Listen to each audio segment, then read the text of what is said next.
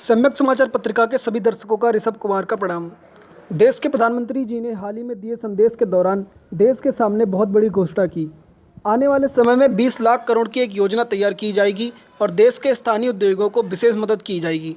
देखा जाए तो ये लॉकडाउन से हुए भारी नुकसान से बचाने के लिए देश के प्रधानमंत्री और केंद्र सरकार की पहल है, लेकिन विपक्ष के भी अपने सवाल हैं जो जनता से संबंध रखते हैं, जैसे प्रवासी भारतीयों की बड़ी समस्या देश के सामने बनती जा रही है।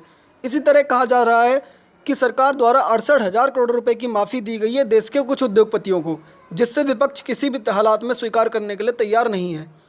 सरकारें लगातार कोशिश कर रही हैं कि समस्याओं का समाधान निकले, लेकिन चुनौती और भी ज़्यादा बढ़ती जा रही है। इन सब प्रश्नों पर आपके समक्ष आज हम दिल्ली की विधानसभा की पूर्व विधायक अलका लांबा के द्वारा की गई चर्चा को लेकर आए हैं, ताकि आप जान सकें कि जनता के प्रश्न क्या है और उनसे कैसे निपटा जाए। आइए आपको सुनाते हैं कि अलका लांबा जी ने क्या कुछ कहा। देश में 75,000 जी हाँ मामले आ चुके हैं। कोरोना वायरस के 2,500 से ऊपर लोग अपनी जान को खो चुके हैं। देश के प्रधानमंत्री नरेंद्र मोदी जी ने कल टीवी पर आके आधा घंटा बोला। बात सिर्फ यही निकल के आई कि चौथे लॉकडाउन होगा और उसका रंग रूप क्या होगा, वो सोच रहे हैं कि रंग रूप क्या होगा चौथे लॉकडाउन का। उसके बाद उन्होंने कहा कि मैं 20 लाख करोड़ रुपए का पैकेज की घोषणा करके जा रहा हूं, जिसका खुलासा देश की वित्त मंत्री निर्मला सीतारमण जी करेंगे। मेरे बारे में उसके बारे में बताने के लिए कुछ नहीं, बस घोषणा कर रहा हूं 20 लाख करोड़ रुपया आपको दिया जाएगा। लोग बहुत खुश हुए हमारे जैसे कि 20 लाख करोड़, जीडीपी का 10%, बहुत बढ़िया। जबकि हमारी जीडीपी की क्या हालत है, उसका 10%, 20 लाख करोड़ और वाहवाही के 5 कंट्रीज में हमारा सबसे आगे है। सब खुश हुए आंकड़े देखे 20 लाख करोड़। और आज 1.5 घंटे देश की वित्त मंत्री निर्मला सीतारमण जी को सुना, लेकिन मैं आपसे कहना चाहती हूँ ये 20 लाख करोड़ की घोषणा हुई, उसका पिटारा आज निर्मला सीतारमण जी ने खोला। अब आप अपने 14 करोड़ लोग जिनके जन धन खाते जीरो अकाउंट पे खाते खोले थे, देखिए उन खातों में अब कल घोषणा हुई है, आज के बाद क्या उसमें कोई पैसा आता है जन धन खातों में। 500 रुपया डाला था, लेकिन 500 रुपए में जिसकी नौकरी चली गई, जिसका घर बार छूटकर, जो मजदूर, जो किसान, जो कामगार सड़कों पर मीलों चल रहे हैं अपने घर पहुंचने के लिए, मात्र 500 रुपए में जिन्होंने इस पैकेज की घोषणा करके 500 रुपया जनधन खातों में डाला, मैं उनसे कहूंगी एक महीना तो छोड़िए, एक दिन उस 500 रुपए से चलाकर दिखा दीजिए आज के दौर में, तो गरीब मजदूर से हम उम्मीद कर लेंगे। 20 लाख करोड़ में हमें उम्मीद थी कि, साफ सी बात कर रही हूँ, सबसे बड़ा हाल था कि 13 करोड़ जनधन खातों में, हर खाते में 7,500 डाल दीजिए, 65,000 करोड़ बनेगा और एक महीना सब गरीब मजदूर जिनके जनधन खाते हैं वो एक महीना कम से कम अपना निकाल पाएंगे और सरकार के पास अपने आप को पैरों पे, अपनी अर्थव्यवस्था को खड़ा करने का समय मिलेगा। छोटे कुटीर लघु मीडियम उद्योगों के लिए घोषणा की, क्या घोषणा की? 3 लाख करोड़। क्या 3 लाख करोड़ आपको देंगे? नहीं, ठेंगा देंगे। 3 लाख करोड़ का है, जाइए जिनके छोटे लघु कुटीर मध्यम उद्योग करते हैं वो जाइए बैंक में और उनसे कर्ज ले लीजिए। आपको ये कर्ज 4 साल में चुकाना होगा। 3 लाख करोड़ तक का आप छोटे जो व्यापारी हैं वो कर्ज ले सकते हैं। ये कोई आपको राहत नहीं है, ये कर्ज है आपके लिए। ये कैसी राहत पैकेज है, समझ से परे है। और जिन छोटे लघु कुटीर उद्योग वालों को कहा गया कि जाइए बैंक में, बिना गारंटी के 3 लाख करोड़ रुपया हमने घोषणा कर दिया, आप उनसे ले सकते हैं। उन्होंने कहा वैसा तो कर्ज तो ले लेंगे, लगाएंगे का? हमारे उद्योग में जितना भी हमारा कामगार मजदूर था वो तो फैक्ट्री छोड़कर चला गया, क्योंकि आपने जब लॉकडाउन की घोषणा की थी तब अगर ये मदद हमें दे दी होती तो तब शायद हम उन्हें यहीं पर रोक पाने में, यहीं पर उनका खाना पीना, उनकी तनख्वाहें जो हम नहीं दे पा रहे थे बंद होने पर, हम दे पाते तो शायद वो रुक पाते, लेकिन वो यहाँ नहीं रुके। सुप्रीम कोर्ट में लिख कर दिया केंद्र की मोदी सरकार ने कि कोई भी कामगार मजदूर सड़कों पर नहीं है। कोरा झूठ। आज भी मजदूर परिवार के साथ, बच्चों के साथ, गर्भवती महिलाएं सड़कों पर मीलों का सफर तय कर रही है अपने घर तक जाने के लिए। आज भी लड़ाई पड़ी हुई है कि 85% ट्रेन का किराया केंद्र देगा, ऑनलाइन टिकटें बुक होंगी। अब बेचारा गरीब मजदूर जिसको घर जाना है वो आपका हाईटेक मोबाइल लेकर तो बैठा नहीं है कि अपना ऑनलाइन जाएगा और टिकट बुक करेगा, या सरकारें उसको ऑनलाइन कह रही हैं। कितना कठिन कर रहे हैं हम उसके लिए, उसकी जिंदगियों को। 20 लाख करोड़ में किसी को कुछ नहीं मिला। 90,000 करोड़ बिजली कंपनियों को राहत के लिए, बिजली कंपनियों को। आपके बिजली के बिल कम नहीं होंगे, आपसे बिजली के पूरे बिल वसूल किए जाएंगे। आपसे जो टैक्स लिया जाता है उसमें कोई कमी नहीं है, जीएसटी में कोई कमी नहीं है, पेट्रोल डीजल के दाम में कोई कमी नहीं, गैस के सिलेंडर के दाम में कोई कमी नहीं। आपके खातों में सीधा पैसा डालना है, बिल्कुल भी नहीं। किसी गलतफहमी में मत रहिएगा। हमने तो सिर्फ सुझाव दिया, हम आलोचना नहीं कर रहे, हम आपको सुझाव दे रहे हैं। क्योंकि अगर आप लोग बार बार चीखते हैं भाजपाई 70 साल कांग्रेस ने राज किया है, तो 70 साल राज जिसने किया है उसके पास कुछ अनुभव तो होगा।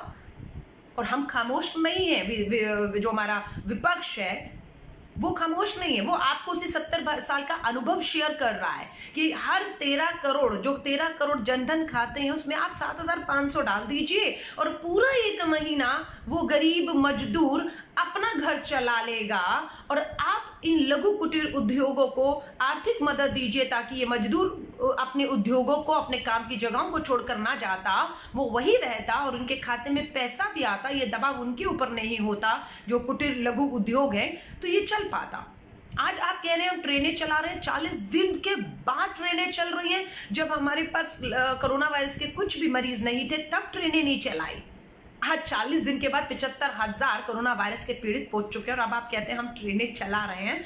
अच्छी बात है चला रहे हैं, पर बहुत देर कर दिया आपने इन ट्रेनों को चलाने के लिए। और आज एक और जनता की जीत हुई है।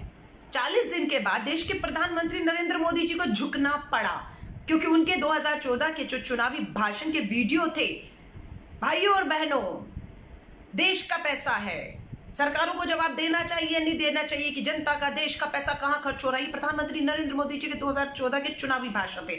लोगों ने वीडियो निकाले, खोजे और उन्हें 2020 6 साल बाद उन्हें याद दिलाया, प्रधानमंत्री जी आप खुद ही तो कहते थे कि पारदर्शिता होनी चाहिए, जनता का पैसा है, जवाबदेही होनी चाहिए, तो आप क्यों पीएम केयर फंड को छुपाए बैठे हैं कि किसने कितना पैसा दिया, आपने कहां कहां खर्च किया है।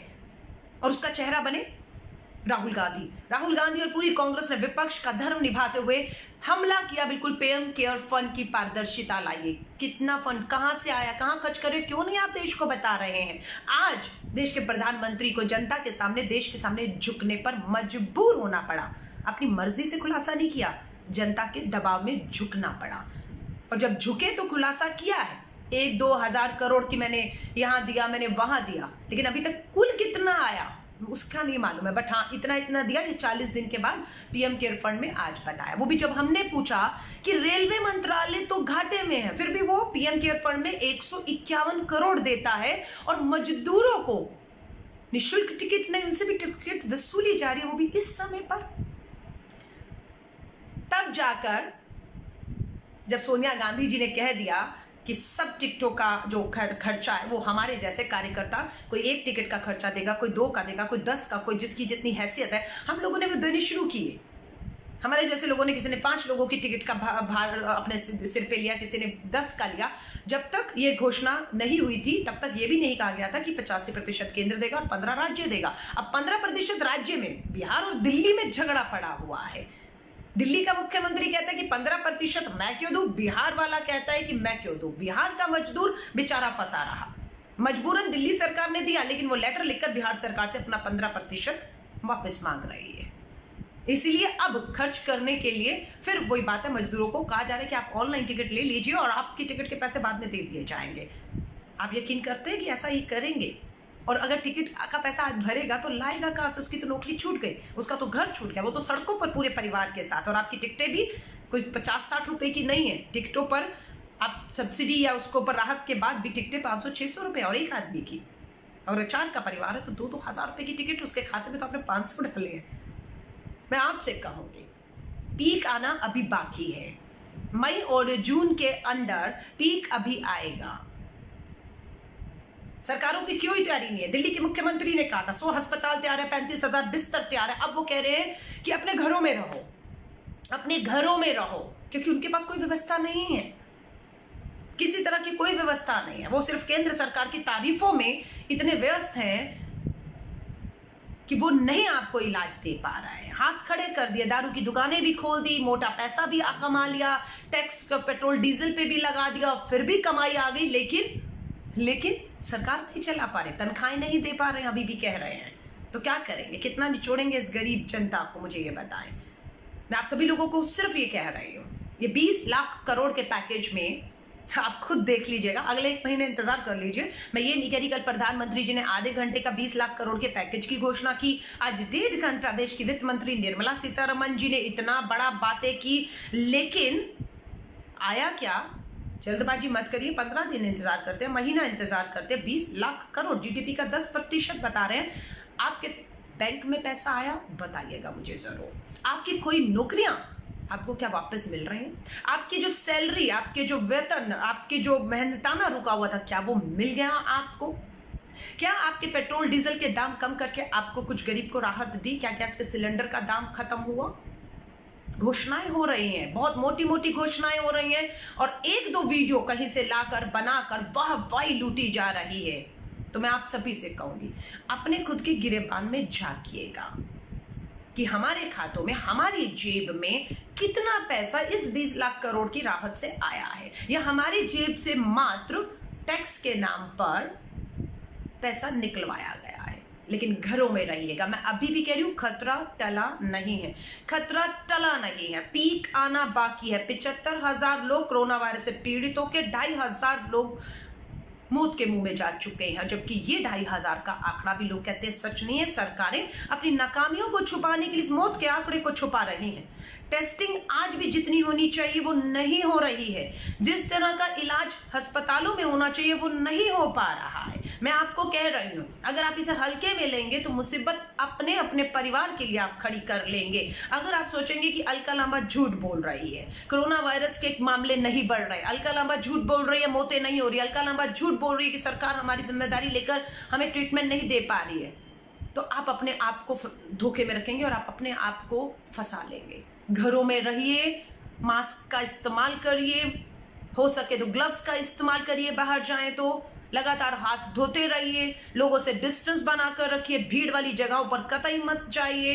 4th लॉकडाउन की घोषणा ये साबित करती है कि अभी वर्स्ट, बुरे से बुरा होना बाकी है। अभी ये सब आपके हाथ में है कि आप अपने आप को, क्योंकि सरकार की तैयारियां खाने के ऊपर, राशन की दुकानों पर, दारू की दुकानों पर, देखा आपने किस तरीके से बस अड्डों पर हमारे मजदूर जो है, रेलवे स्टेशन बस अड्डों पर किस तरीके से भीड़ में पहुंचे।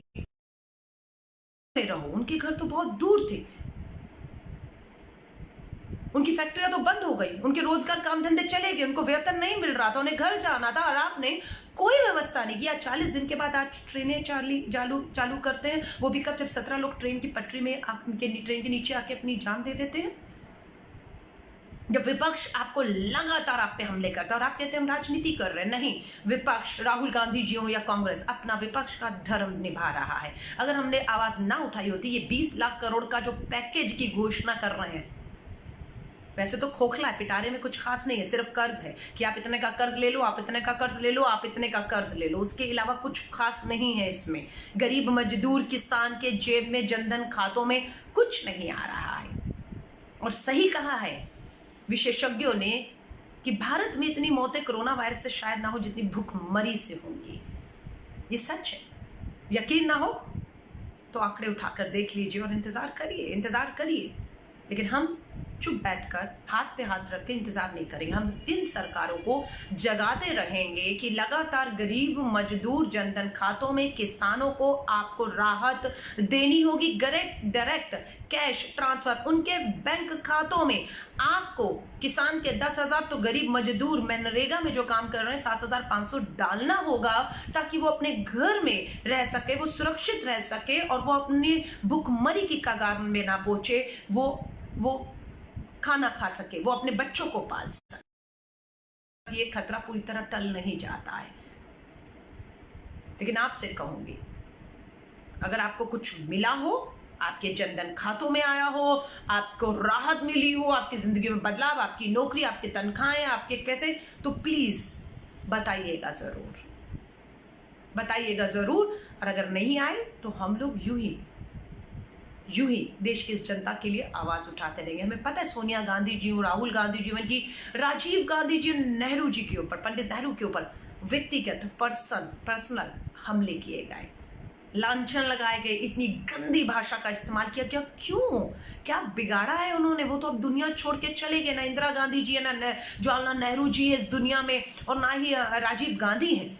आज की दशा दिशा माहौल, ये 3 लोग, पंडित जवाहरलाल नेहरू, इंदिरा गांधी जी, राजीव गांधी जी, दुनिया में नहीं है। वो दोषी कैसे हो सकते हैं? क्यों उन्हें कोसा जा रहा है? क्यों उन पे हमले किए जा रहे हैं? क्यों? क्योंकि कांग्रेस से वो थे, और वो कांग्रेस आज देश की सोती सरकारों को गरीब मजदूर, किसान, कामगार, मनरेगा के मजदूरों के लिए बार बार जगा रही है। उनकी पीड़ा, उनका दर्द, जो सड़क पर आज भी मीलों तक चलने के लिए मजबूर है, उनका दर्द दिखा रही है। इसलिए ये इन्हें मंजूर नहीं है और ये पर्सनल व्यक्तिगत हमले कर रहे हैं। मैं सच बता रही हूं, मुझे बहुत बुरा लगता है, कभी गुस्सा आता है कि जो नेता दुनिया छोड़ के चले गए हैं, आज के हालात के लिए वो जिम्मेदार नहीं है। 6 सालों से तो आपकी सरकार है, सारे फैसले आपके हैं, फिर दोषी कांग्रेस कैसे हो सकती है? अभी आप देख रहे थे पूर्व विधायक अलका लांबा जी के द्वारा कही गई विशेष चर्चा को, जिसमें उन्होंने जनता के प्रश्नों को उठाया और सरकार को कटघरे में खड़ा किया, चाहे सरकार केंद्र की हो, चाहे सरकार दिल्ली की हो। आप भी अपनी राय वीडियो देखने के बाद अपनी कमेंट में दे सकते हैं। 13 मई को हमने आपसे पूछा था कि बसपा की राष्ट्रीय अध्यक्ष मायावती सबसे पहले किस लोकसभा क्षेत्र से चुनाव जीतकर संसद पहुंची थी, तो हम आपको बताते हैं इसका सही जवाब है बसपा की राष्ट्रीय अध्यक्ष मायावती उत्तर प्रदेश के बिजनौर लोकसभा सीट से प्रथम बार सांसद बनकर लोकसभा में पहुंची थी और देश की राजनीति में तहलका मचा दिया था। आज आपके समक्ष जो प्रश्न है वह इस प्रकार है, जिसे आप अपनी स्क्रीन पर देख सकते हैं। हरियाणा की किस लोकसभा सीट से बसपा के उम्मीदवार अमन कुमार नागरा सांसद बनकर लोकसभा में पहुंचे थे? आप अपने जवाब इस वीडियो को देखने के बाद कमेंट बॉक्स में दे सकते हैं और इसका सही जवाब हम आपको 15 मई की न्यूज़ रिपोर्ट में दिखाएंगे। आप देखते रहिए सम्यक समाचार पत्रिका। धन्यवाद।